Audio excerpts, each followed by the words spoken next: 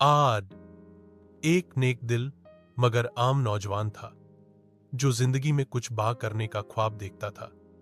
एक रात जब वो जंगल के किनारे तन्हा चल रहा था, अचानक एक सियाह साया उसके सामने नुमूद हुआ। मैं तुम्हें वो ताकत दे सकता हूं जो तुमने कभी देखी नहीं, वो साया बोला। आभा हाथ जाबसन ने पूछा, कैसे?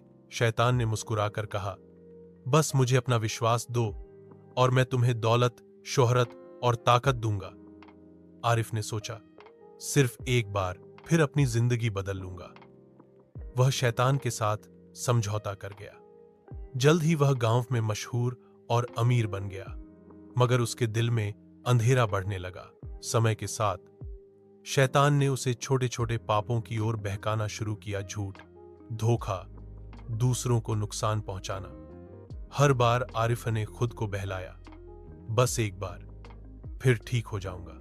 लेकिन यह वादा कभी पूरा नहीं हुआ। शैतान की चालाकी और फरेब ने उसे पूरी तरह से घेर लिया। एक दिन जब वह सब कुछ खो चुका था, शैतान आया और कहा, अब तुम मेरी मिल्कियत हो।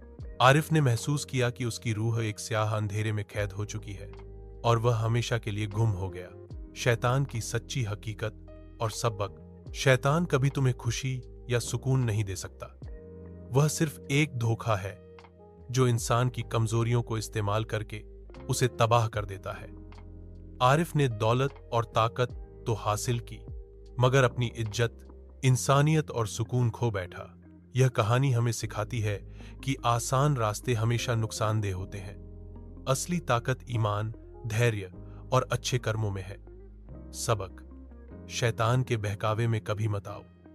अपनी आत्मा की कद्र करो, क्योंकि यही सबसे कीमती चीज है जो तुम्हारे पास है।